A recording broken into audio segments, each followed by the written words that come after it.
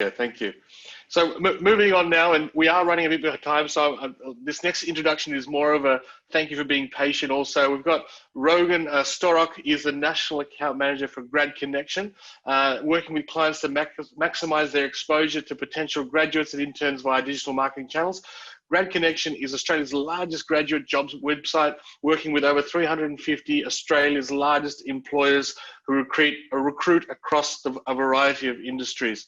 So I'd like to welcome Rogan on the call, and look, thank you for being patient. We've run a little bit behind time, so thanks again for coming in. No worries. Thanks for having me. My piece is going to be fairly brief anyway, so I'll probably put us back on track. Great. Just quickly share my screen. Just bear with me a moment. Sure. All right. So so my name is Rogan Sturrock. I'm one of the account managers at Grad Connection. So basically my role is to look after a lot of Australian companies who hire and attract early talent. So I help them use our platform to sort of get exposure to students and graduates. So today I'll sort of run through Grad Connection, like who we are and how to use the site most effectively as a student. There we go. So Grad Connection was started just over 10 years ago. The directors of the company were actually graduates themselves when they started it. They were working for Westpac, and they'd been given the task of looking at the recruitment process. And at the time, there was no student-specific job board. So essentially, they all dropped out and started up the first iteration of the website. Since then, it's grown significantly, and we have over 250,000 users and hundreds of employers using the site. So our site's slightly different to other job boards you may have used before.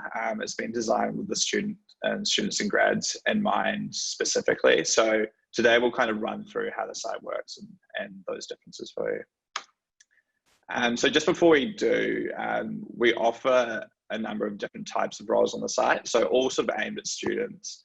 The first type of role that you'll see available is like the structured grad program. So these are quite common now with big employers, where they basically will have a 1 to 2 year program where they'll cycle you through different parts of the business, and at the end of that cycle you'll be given a full-time role and wherever you seem to fit best. And these are really designed to sort of find future leaders and sort of high impact and put them in high impact roles in the business. So those are quite competitive, but you'll find that a lot of big employers are running those now. And then there's grad jobs that aren't necessarily structured. So rather than having that structured program, it's more a full-time role that's designed, that's aimed at students with a degree. And then we have entry-level roles as well. So those are more like your generic roles for entry-level. They may or not require a university degree, but those are a good opportunity to sort of get your foot in the door at a company and then sort of work your way up from there. And then lastly, we've got internships. So essentially just practical work with different employers where you can do this while you're still studying. It gives you an opportunity to sort of get experience and then also test out a different company that you may want to apply for later. Internships are becoming more and more popular with employers now, particularly to pipeline talent for their grad programs. So if you are sort of really looking to get into one of the grad programs, I'd really recommend looking at the internships and sort of trying to get involved there, because that'll put you in a better position when it comes time to go for those roles when you finish up uni. Cool. So this is what our site looks like.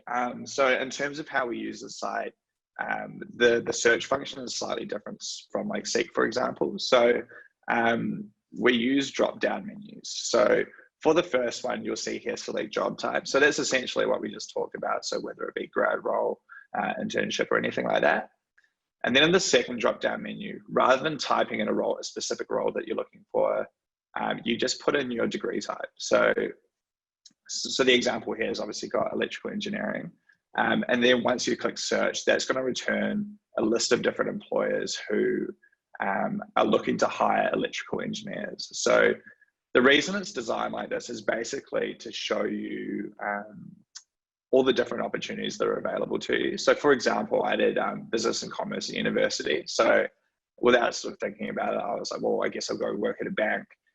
because that's aligned with business. But the reality is that, a majority of the employers that we have on the site will have a role that's aligned to business and commerce. So the idea is that you essentially put in your degree type of what you've been studying, and it's going to return a whole list of different employers that you can apply for, hopefully with a number of which that wouldn't have necessarily been front of mind.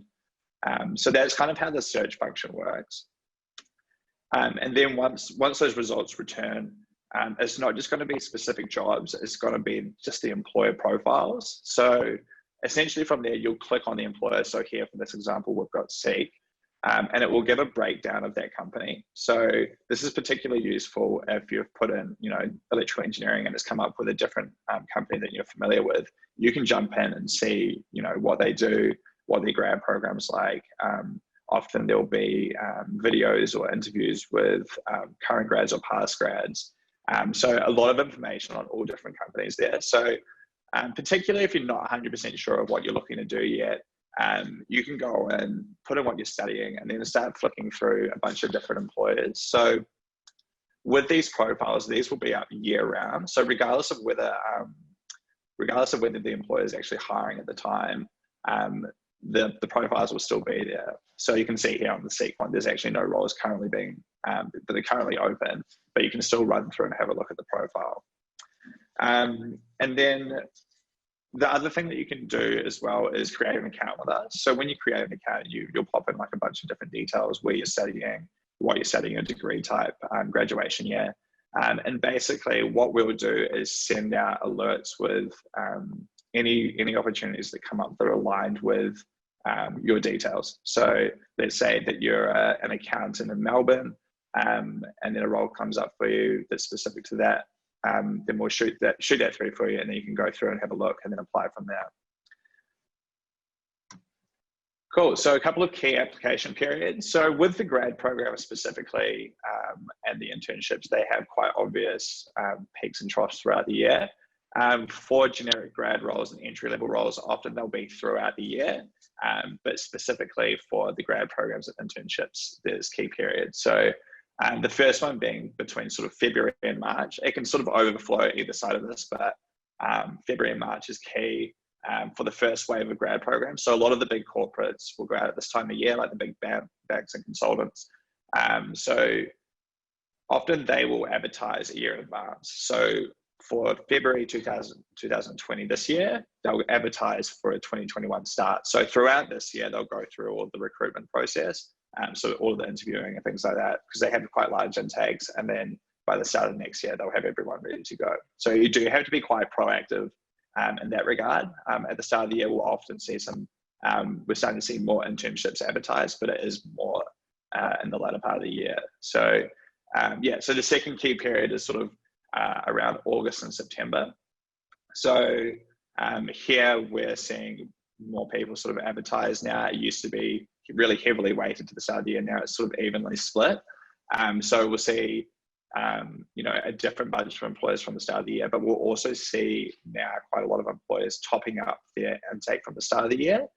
And particularly with COVID at the moment, there were a bunch of employers who sort of held off at the start of the year or had smaller intakes who are now going back out to market to try and top that up. So it's a great time to sort of jump on and have a look and see what's available.